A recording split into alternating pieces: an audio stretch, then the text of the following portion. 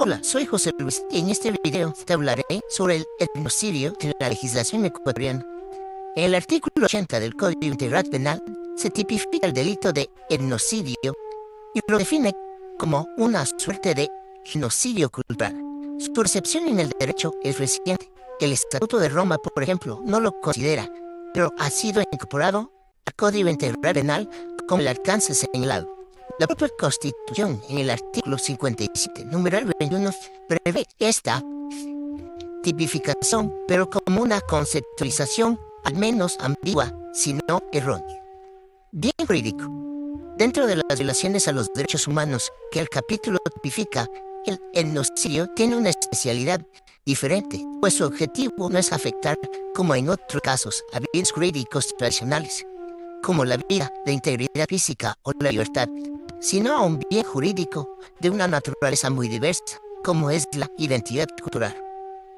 La identidad cultural es también un concepto que proviene de la antropología y que suele definirse como el conjunto de valores, tradiciones, símbolos, mitos, creencias y formas de comportamiento comunes a los integrantes de un grupo y que les sirve para asumir un sentimiento de pertenencia a ese grupo, diferente de los grupos dominantes en una sociedad o grupos a nivel similar. La pertenencia de estos valores es la que se quiere proteger a través de la norma penal. Y aquí advierte la incongruencia con la citada norma constitucional que establece que el etnocidio consiste en la violación de los derechos a la vida, autodeterminación y a la voluntad de pertenecer a aislamiento de los grupos que viven en aislamiento voluntario. Tales actos pueden ciertamente constituir otro tipo de delito, y algunos de ellos podrían ser calificados de genocidio. La tipicidad. En definitiva, el artículo 80 del Código tipifica el etnocidio de la siguiente manera. La persona que, de manera deliberada, generalizada o sistemática, destruye total o parcialmente la identidad cultural de pueblos en aislamiento voluntario. El sujeto activo sería la persona. La conducta, a lo cual sobre la identidad cultural hay que agregar que la conducta de destrucción debe ser deliberada, es decir, intencional, dolosa, generalizada, que no tenga un carácter individual sino colectivo, o sistemática, que se ajuste o siga un sistema. En este caso no se dije que lo generalizado y lo sistemático se comprueba juntamente. Pueblos en aislamiento voluntario. El grupo humano sujeto pasivo de etnocidio solo puede ser de los pueblos en aislamiento voluntario, también denominados pueblos libres o pueblos ocultos. Fuera de las normas constitucionales y penales, no hay una norma que establezca cuáles serían estos pueblos o qué características deberían reunir un pueblo para ser calificado de esta manera.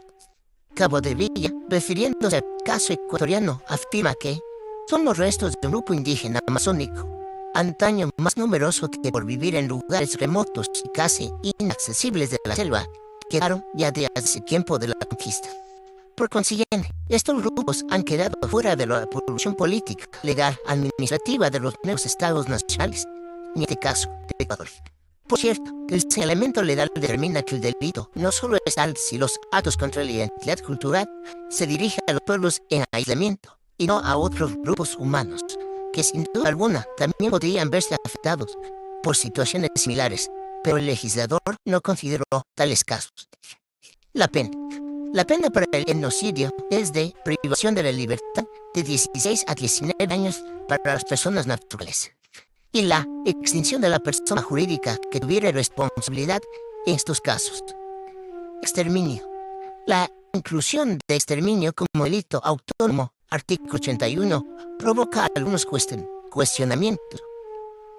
En el Estatuto de Roma, el exterminio consta como uno de los crímenes de lesa humanidad, artículo 7, pero en el Código Integral no solo lo incluyó entre las modalidades que prevé el artículo 89, al tipificar los delitos de lesa humanidad.